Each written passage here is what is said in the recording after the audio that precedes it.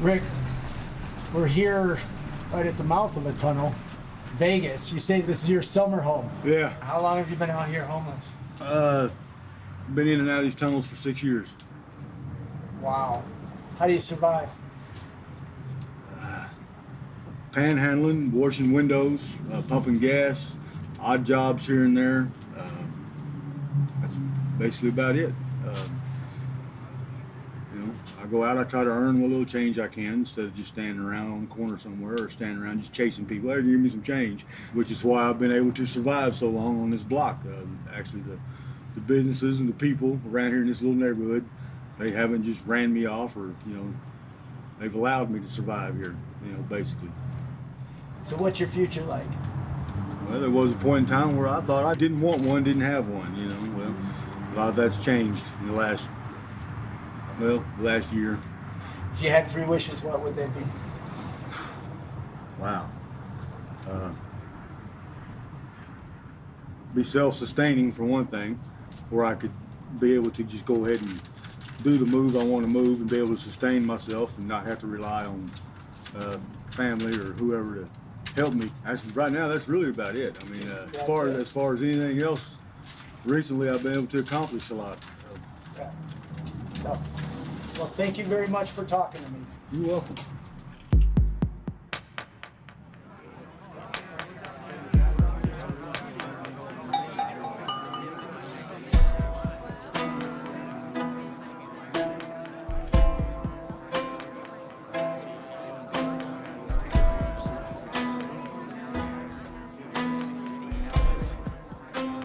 Which is why it stays warmer in the wintertime.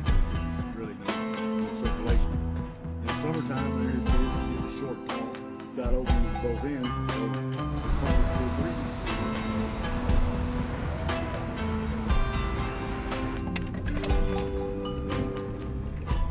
Last night, we were walking by and a girl probably in her 20s, maybe younger because the streets age you. And she's living like underneath that overturned couch over there. She was crawled up in there. She was so skinny. It was more than your just normal malnourishment. She was definitely at risk, and this is America.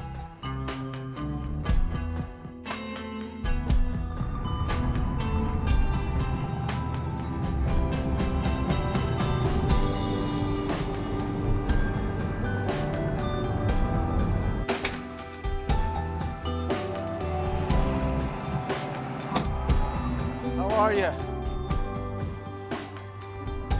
Cool. Thank you. You have a good day. I started something called InvisiblePeople.tv, where I travel the country empowering homeless people to tell their own stories. Whatever you say, raw and unedited, you don't have to do it. It goes on a website called InvisiblePeople.tv. Now, how long have you been out on the streets? This is my first day. Today's my 18th birthday.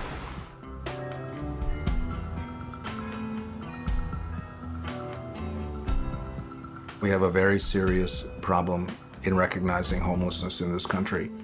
People have grown up in America thinking homelessness is part of the landscape, and we don't expect that it's solvable.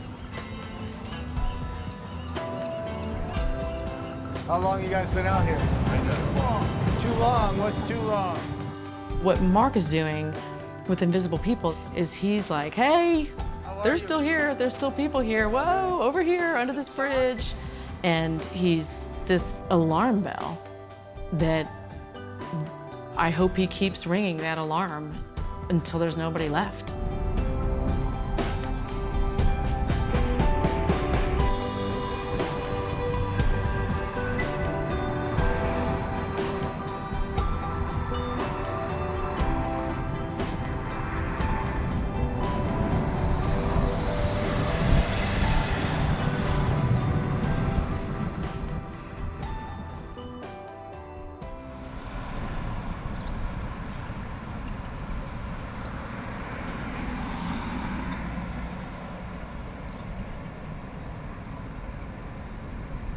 Continue 0.3 miles, then turn left on South 300 West.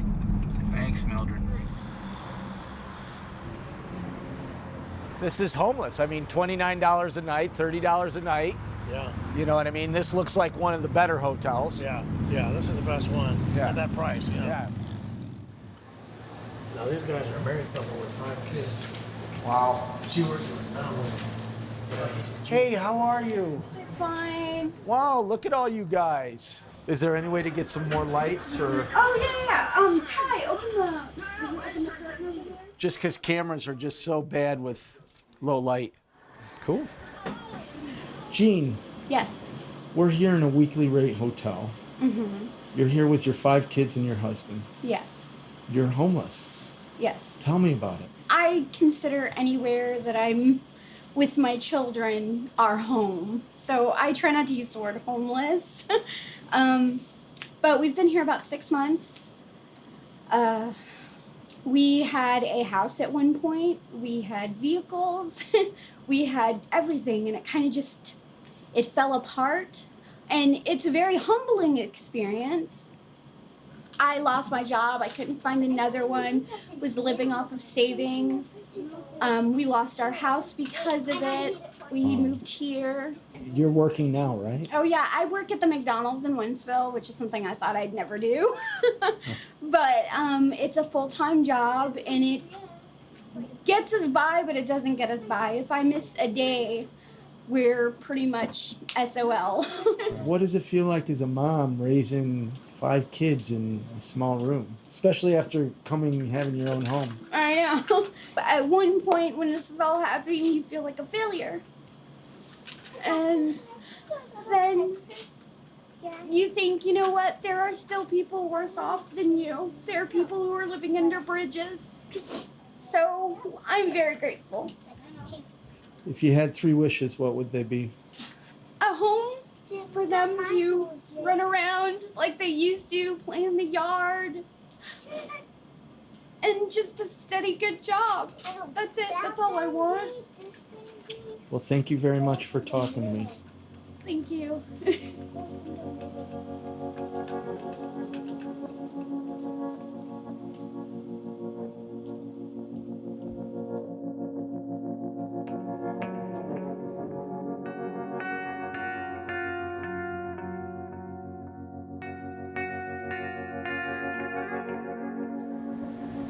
And this is,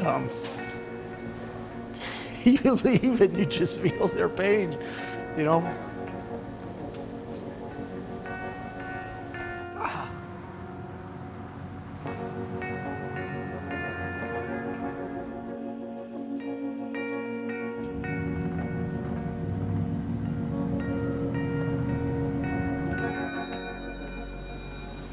Hi YouTube, my name is Mark.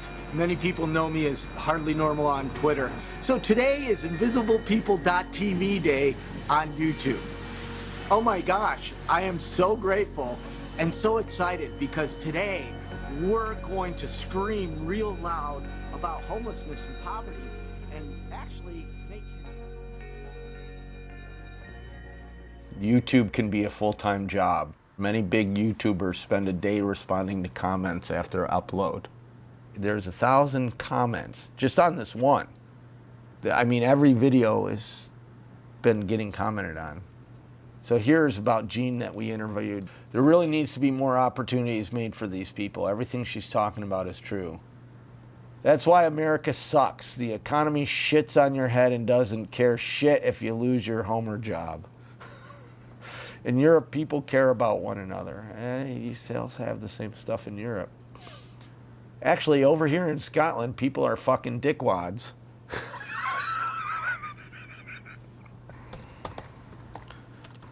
No one told her to have 5 kids. Before you start feeling sorry for her, remember she did this to herself. Take her kids away and put them in foster care and sterilize her. People like her ruin society. You don't engage extreme ignorance because those people are never going to change their mind anyways. All they're looking for is conflict. And it's a hard one to do because sometimes I get pissed. You know, we spend billions of dollars killing people in war, including our own, and this woman doesn't have a home for her children and a job not paying minimum wage. Gives you something to think about next time you complain about something trivial. My heart goes out to her and her family. See, I mean, a lot of people are supportive. There's, and they're talking to each other. Low estimate, 1.5 million people watched a homeless video that would never roll down their window at an exit ramp and said, "What's your story?"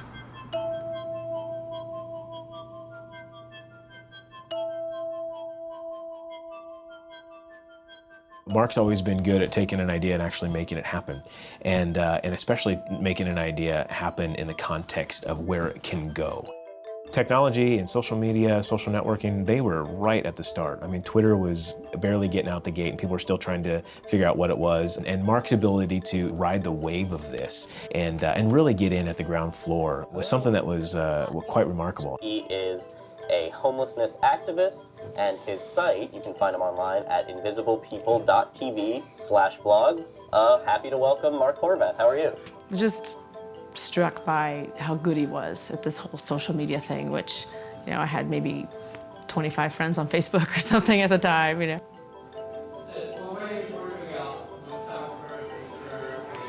Social media is a big, giant cocktail party. Social media is really real life. It just allows instant online collaboration with people that I never would have met. In social media, it's frequently meeting an old friend for the first time. This is the first time I've actually gotten to touch this guy, but we've learned about each other through pictures, through words, through little teaspoons of information on Twitter. He's an old friend. We know all these people all over the world. Many of them, neither of us have ever met, but they're old friends. Hi. Awesome. So nice to meet you. You actually look like your avatar. I do. You do. A couple real serious crises happened in my life. I had lost my confidence. I stopped being myself. And social media has given me back that confidence. And this is my friend RD.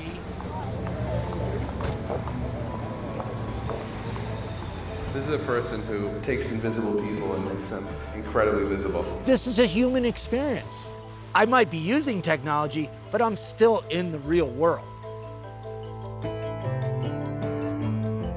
When I started, honest to God, I said, nobody's gonna watch, nobody's gonna listen, because it's like the late night TV with the kids with the flies on their face. And then it's the people of social media who started listening, watching, looking, supporting, retweeting, engaging, and really adopting the homeless cause through invisiblepeople.tv.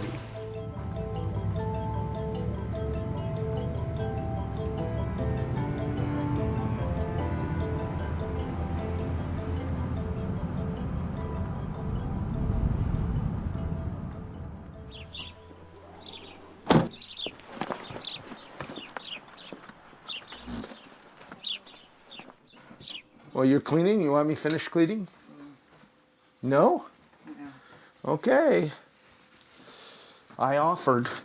You don't interrupt the mom when she's cleaning. So did you ever think I was going to turn out to be a nice guy? No. Because I was rotten.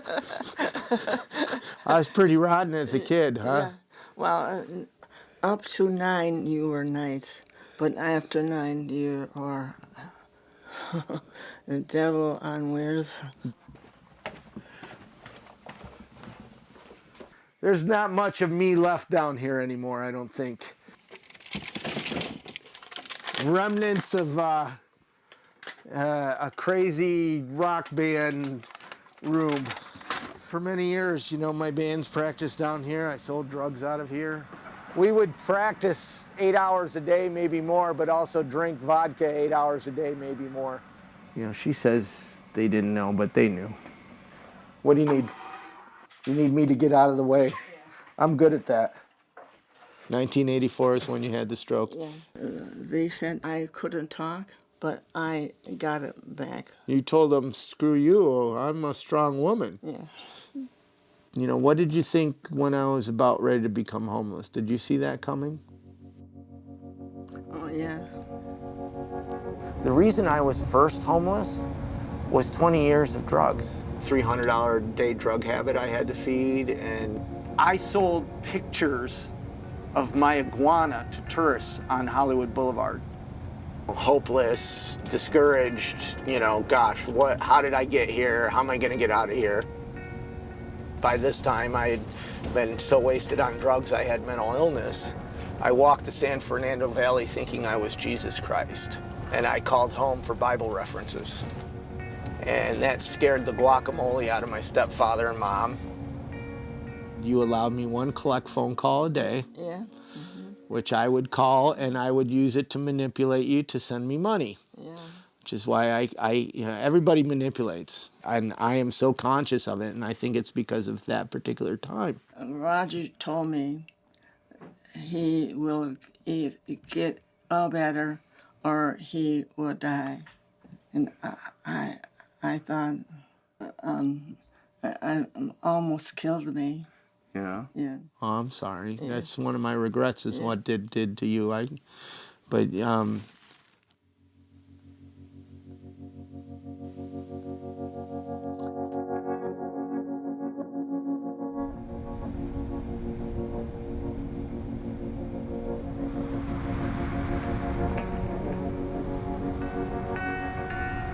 Probably one of my unconscious driving forces is I'm trying to solve homelessness within the next 5-10 years so I don't end up on the streets.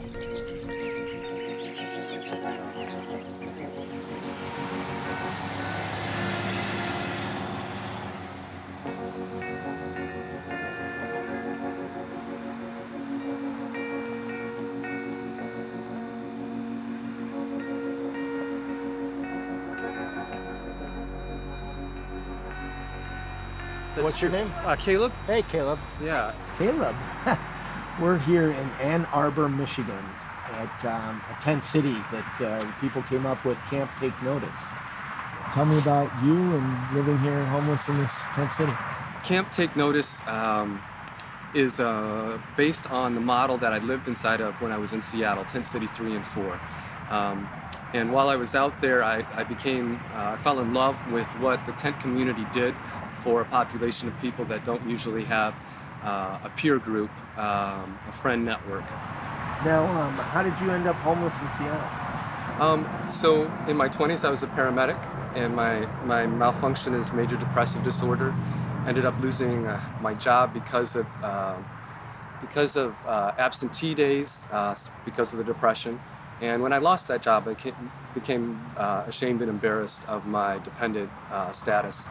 And I didn't want to be around friends or family locally in that condition. I didn't want people to see me that way.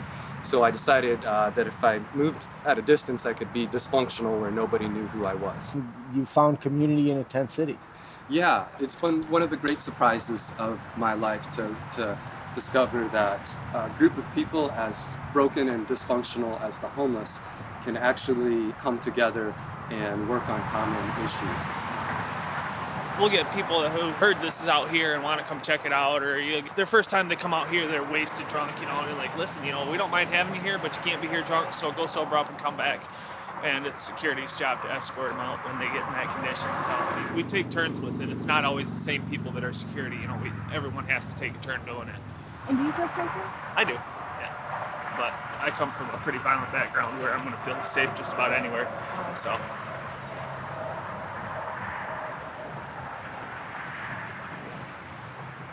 I love this model, but this is a slap in the face of homeless services. If there was homeless services that provided shelter and care, you guys wouldn't be living in a tent. Well, there is homeless services for some, but as soon as they start to get overloaded and overbooked, if you're younger, healthier, you have any source of income, anything going on whatsoever, they're quick to shuttle you out the door. In the process of throwing you out of the homeless shelter, they let you know about the tent city. That's one of the options that they point out to you. What we're experiencing now is a heightened degree of compassion fatigue towards homeless individuals. At the same time, it's becoming more and more a part of our everyday lives. It's now something that you're going to see at the end of your street. It's going to be someone that you know from your church or your synagogue or your school. So we need to really understand it as a country, because Not only are we responsible and accountable, but we really need to recognize this as who we are. And while I was out there, I became, fell in love with what the tent community did for a population of people that don't usually have a friend network. And I had family members who bring me back.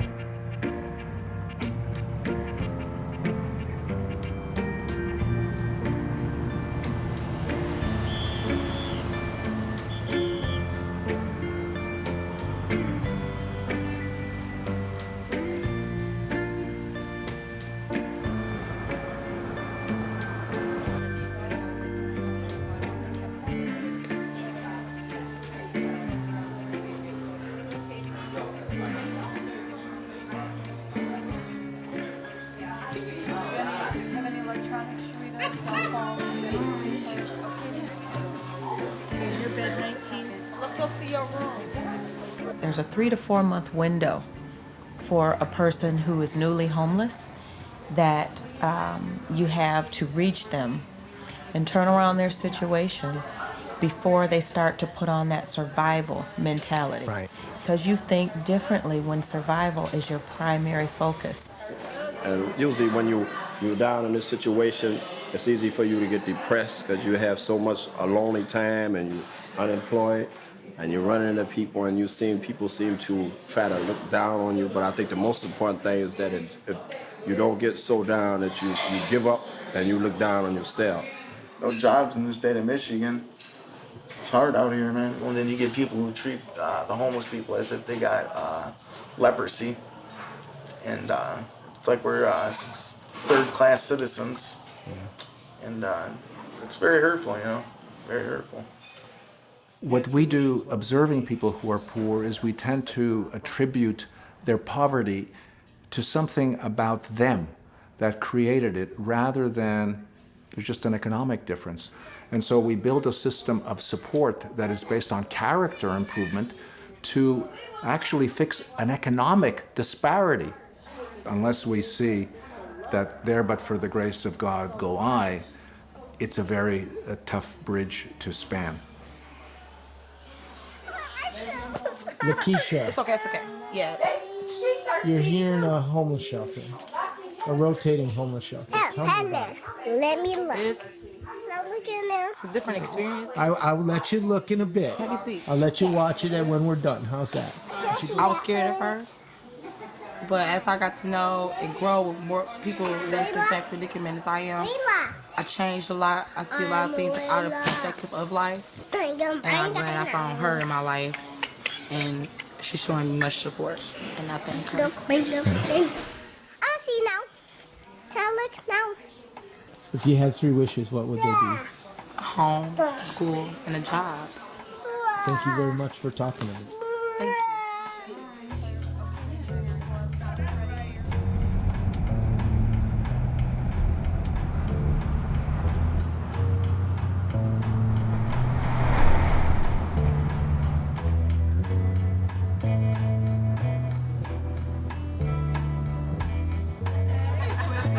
Sherry, Julie. Jill. Hi, Jill. I know you. We're gonna go around. Mark, I'm Matt Reed. How are you? Hi, Matt.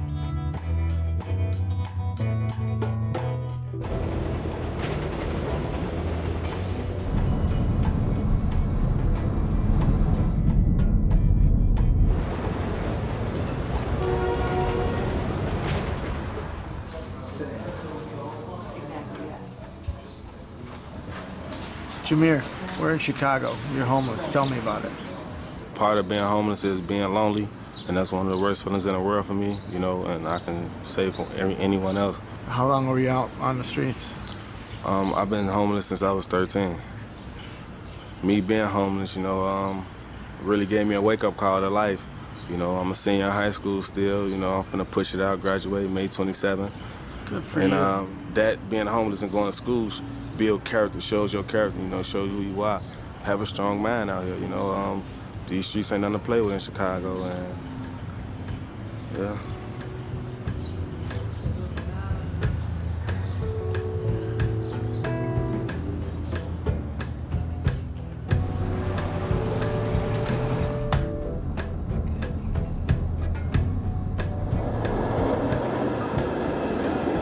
everybody, here we are in Utah at Salt Lake City, and this is Lloyd Pendleton, and he's the director of the state's homeless task force. Task force. Not taxing people. Yeah, that'd be a whole different interview.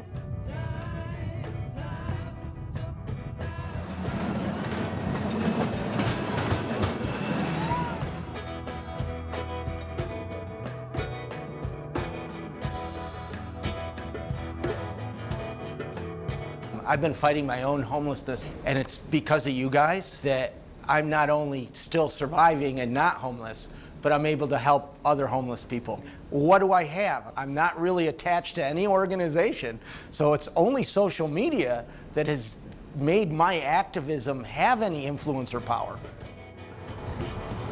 Yep. Okay, let me get out my camera.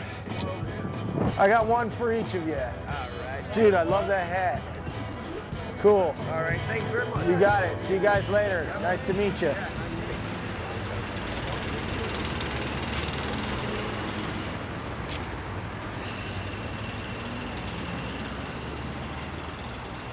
How are you, my friend? Oh, hello there. I haven't seen you in a while. Yeah, how about that? Where you been keeping yourself? I've been traveling the country helping homeless people. John has been out here for how many years? Since maybe late 96, early 97. Well, I started a video blog to help homeless, and you're the very first person I highlighted. Walking down Hollywood Boulevard is really very moving to me because I remember where I came from. You know, I lived homeless. I was John. I slept on this boulevard.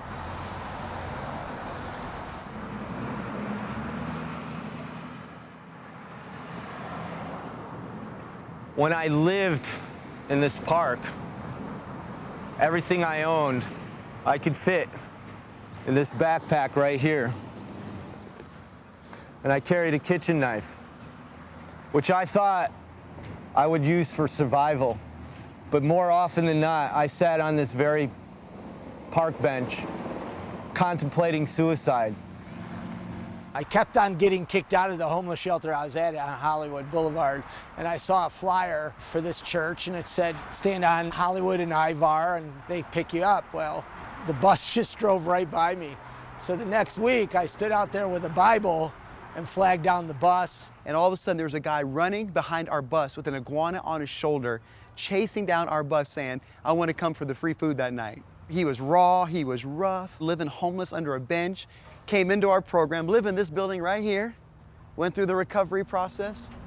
By this time, I had known God was real. I had experienced God. And I started coming here to weekly services. I basically lived here for 8 years. What's up, guys? Busy day? Yeah?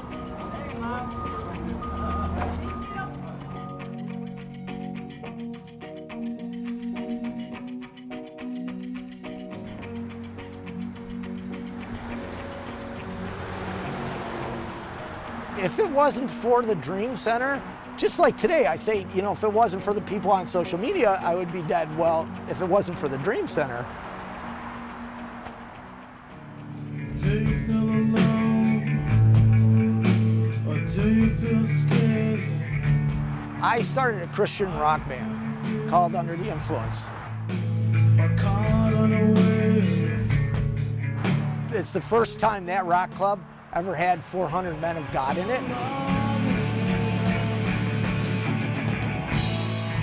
Here's this guy up there, and he's just kind of coming off drugs at church, playing the drums, and still kind of trying to get himself together. But I thought, you know what? Those are the kind of people that need to be playing drums in church. Not the perfect, but the people that are broken.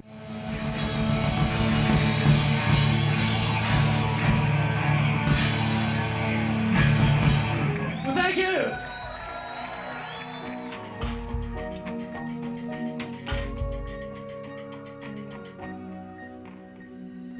After I got off the streets, I went and started working in the Christian world with televangelists. What today is Kingdom Builder Sunday, and by being a kingdom builder, it's just a step in faith. It's not about money. It's a step of faith that as you help God build His kingdom, He's going to build your home. And I started buying expensive watches and suits, and I said, oh my gosh, this is it. I've arrived, I'm gonna buy a house. And this thing called the economy hit. Where's your house? The one with the pool. I mean, this is a dream that probably was never meant to be. You know, the white picket fence dream. Going through foreclosure is the worst thing that can happen to anybody. You feel dirty. There's been two major crises in my life, and one was homelessness and one was losing my house.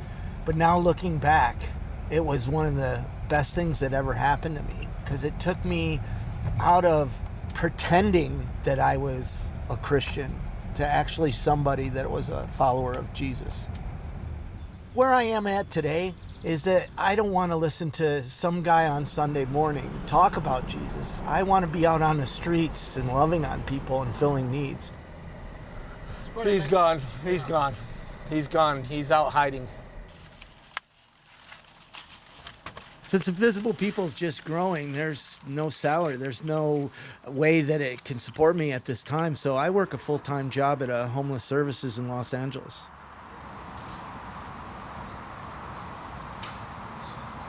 Whoa, whoa, whoa, whoa. That's him. Where? Right up there. Right up there to your right? Yeah.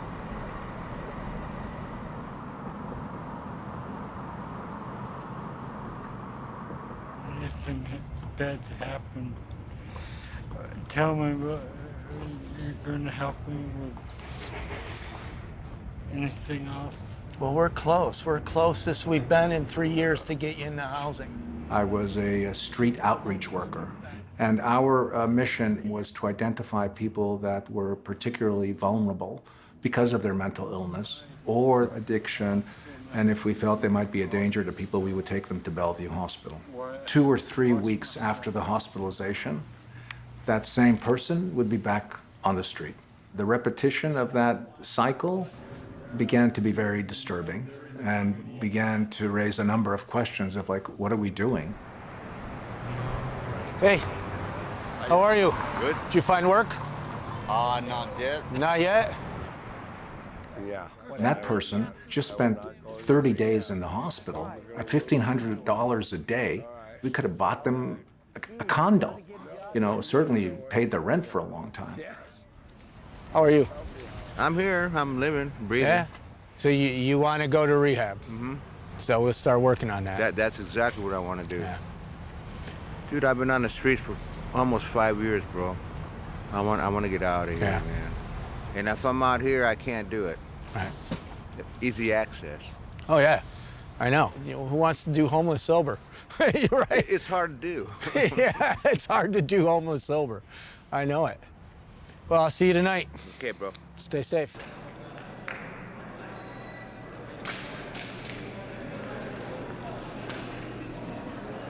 You okay? I just want to get off the streets. I want you off the streets.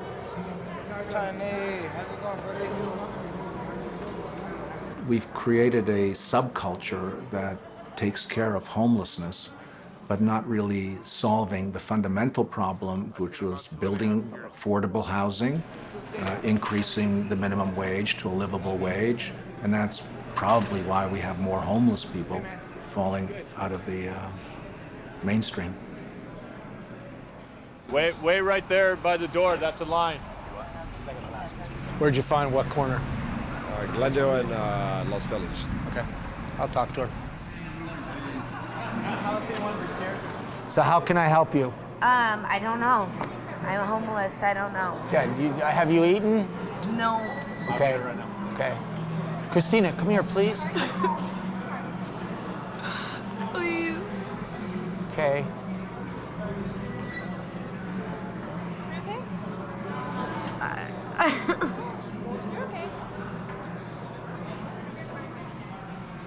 Housing is the most important thing to a homeless person, regardless of mental illness or addiction or anything else. And once they're housed, they'll consider maybe treatment, maybe reconnecting with family, maybe looking for a job. But the first response was always housing.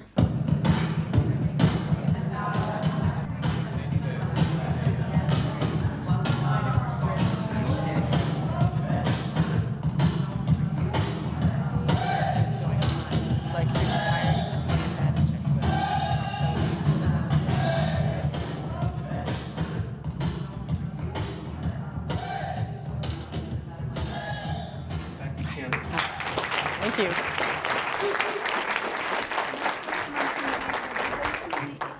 Okay. All right. Good afternoon, everybody. This picture was taken in 2000. These people don't look that sick, do they? They don't look like they're going to die really soon. All right. Only 2 of them are still alive right now. So that's how lethal homelessness is, and that's what everyone in this room is going to do everything we can to stop.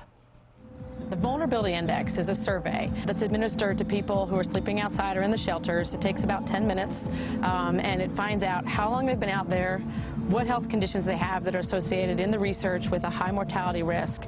We get their name, date of birth, social security number, and their picture. So that's what we're looking for, the people on the streets with the highest risk of dying who've been there the longest. And it's really important that you sincerely communicate to people. This isn't mandatory. You don't have to do this. If you change your mind halfway through, we'll stop, and that nothing bad will happen.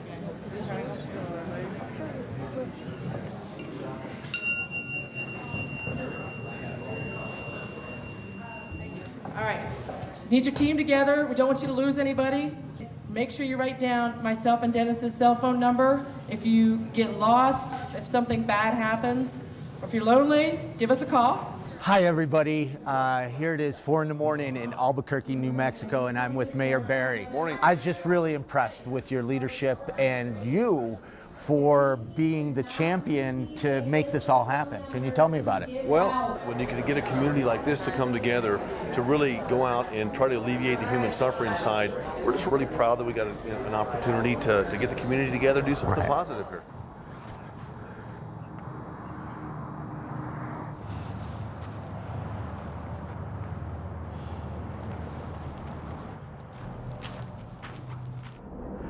Good morning.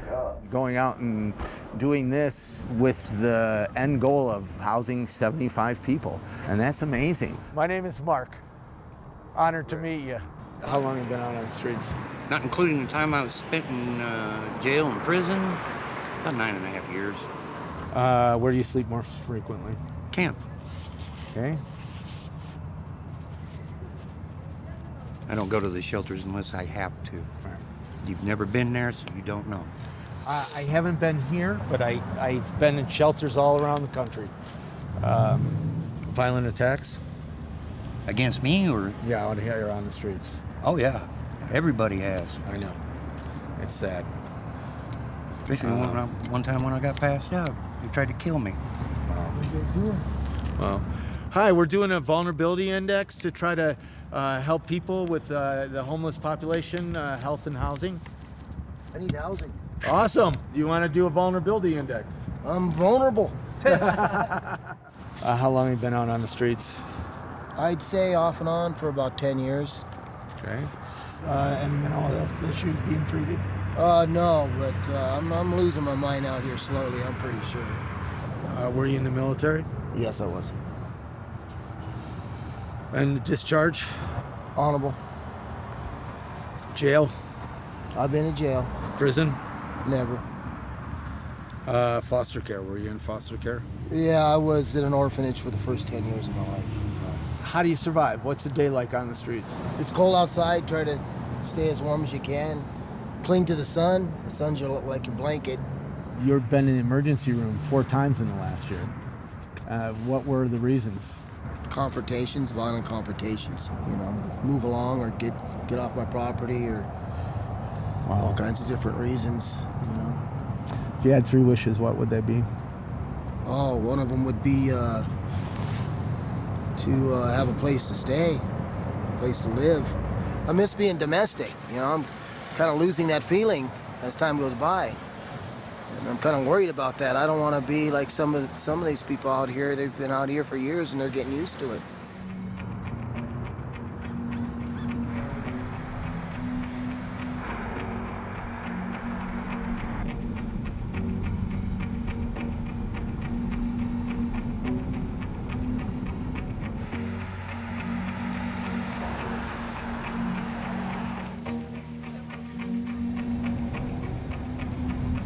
Last year, there was this big event, the 1287. There's 1,287 homeless people in this area. And a group of homeless people showed up. Just gentlemen in the blue first. So I decided to call them down and I interviewed them live. You want to come down and speak? Come on. And your name is? My name is Judy. I'll leave it at that. I've been homeless for 3 months. And I have health problems and I'm fighting real hard. I'm out in the heat 24/7 and nowhere to go. Sometimes I feel like I need a nap and there's nowhere to go. I'm a good person. I have a kind heart. I help everyone. I just wanted people to know my story. I've lived here all my life. Thank you. Wow. But the one that really got me was David. David is just this kind man. And I remember talking to him last year. I didn't know David was homeless. I thought he was, but I wasn't quite sure. I sat next to him and I just started talking. I had my Yankees hat on and I think we were trying to talk baseball or something, you know, and just started a conversation. He said, "I'd like to help, but I just don't know what to do." Well, I really didn't have a big game plan for him, but I just said, well, you know, there's no place to go for breakfast. Seven Hills wasn't open on Saturdays. And I said, maybe you could start a breakfast or something. So that morning, Henry took him to breakfast and a relationship developed. When it rains, I started thinking, oh my goodness, what's David up to? I hope he's okay. And David's no longer homeless. I went from sleeping in a camp, in a tent, to being an apartment manager the next day. That's just God working for people like him. This is kind of weird. This is a guy, because I came and visited here, that's been housed, and I don't know how to react. I don't know, you know, so. Don, this is Mark. Hey, man. This is Mark, Don House. Honor to meet you. Nice to meet you. Come on in, everybody. Don. You have to get another picture with Caitlin. Come on. I didn't do anything. There you go. Yeah, you did. 1, 2, 3. Just because we get someone off the street and into a home doesn't mean that everything's fine and dandy. I think sometimes in our culture, especially today, we want to fix it. And getting a homeless person into a house solves the condition, but it doesn't really address the whole person. And I think Mark has really challenged me to think long term, saying, you know, how do we care for this person who is in a house now a year later?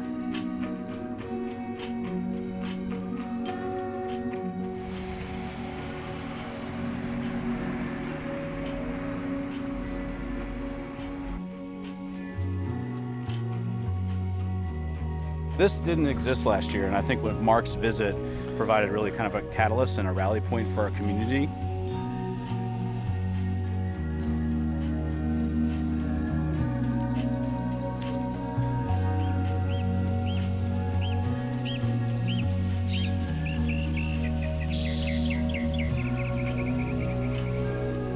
We harvested yesterday almost 300 pounds of produce for the soup kitchen and for their distribution there.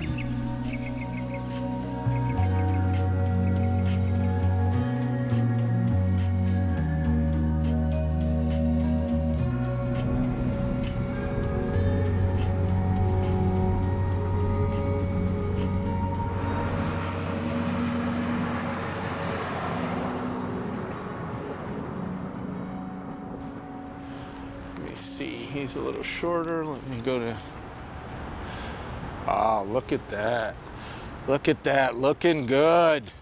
Rolling. Hi everybody, here we are in Pittsburgh and I'm with Dr. Jim Withers, and this is truly an honor because he goes out on the streets. He does the house calls to homeless people. Swallow those, you don't chew them, okay? Oh, I don't chew no pills. Because it'll make your mouth go numb. No. All right, but it's and good. I take one of these 3 times a day. Yeah, swallow it and it'll help your cough. Okay. If you feel worse, you get a hold of us, okay? Or go to the hospital. Yeah. Okay. If you're able. Okay. We're out here with Dr. Jim, and you have a cold. I had a cold for 2 weeks. It's tough, man, being sick out here. But I'm okay. I tried to do the best I can do. If you had 3 wishes, what would they be? 3 wishes. Number 1, get up off these streets. Number 2, to have all my kids living with me. Number 3, for me to be able to help somebody else that's homeless. Thank you. There's a real disconnect between our brothers and sisters who are sleeping on the streets or in these very difficult conditions and the whole society.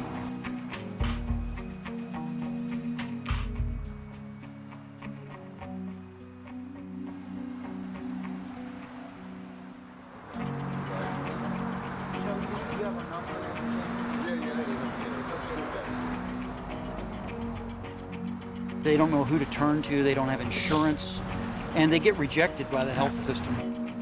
They don't actually believe anyone cares enough, so they've given up.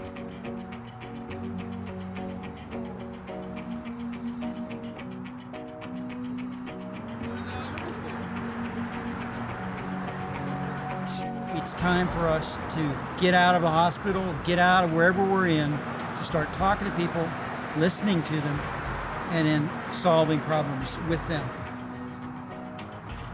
You have to deal with the reality of someone else, not have them come to your reality.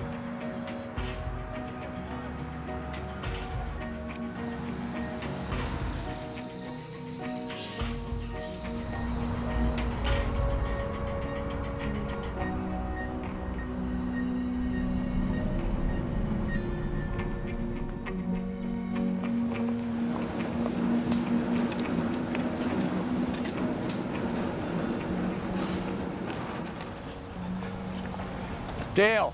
Yes, sir. How are you? Can't complain, sir. Oh my gosh, you look better than last year.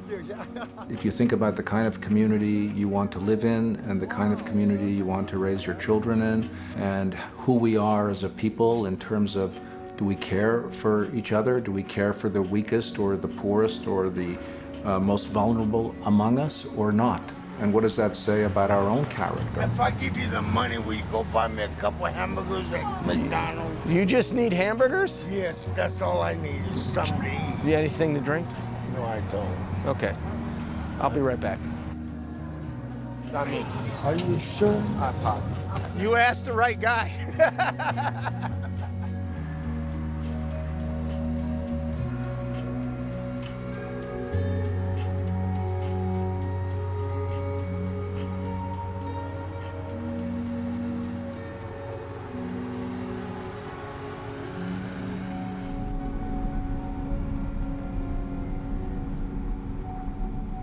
I started off today with some tweets, you know, saying thank you to Ford and Pepsi and Matthew Barnett and 100,000 homes. And I start getting, you know, very teary-eyed and grateful, you know, to all of you as I say thank you. And then I end it with all the homeless people that we met. They're still out on the street.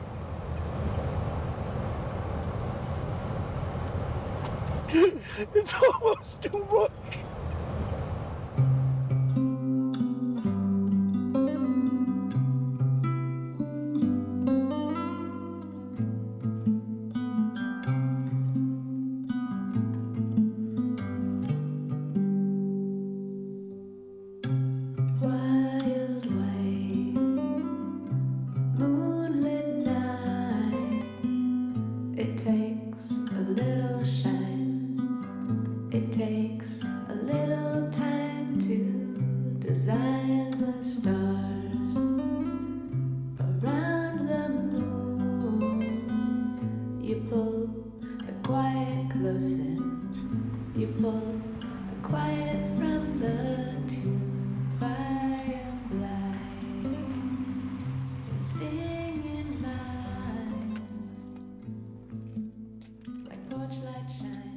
$11,686 miles. Ah, what a long, strange trip it's been.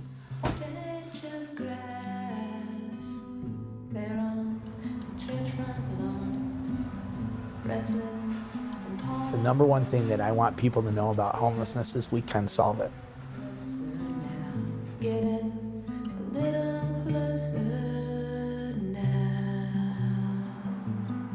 Robert, we're here in Sacramento. You're homeless, living in a tent city. Tell me about it. June 15th, 2007, I worked for a property management for 4.5 years. It came with housing. I had 72 hours to get off the property, and I became homeless. I never thought I'd end up on Skid Row out here sleeping on docks and in back of businesses and everything, but that's what I guess I'm gonna have to do. I don't know. If you had 3 wishes, what would they be? For everybody to have a place to stay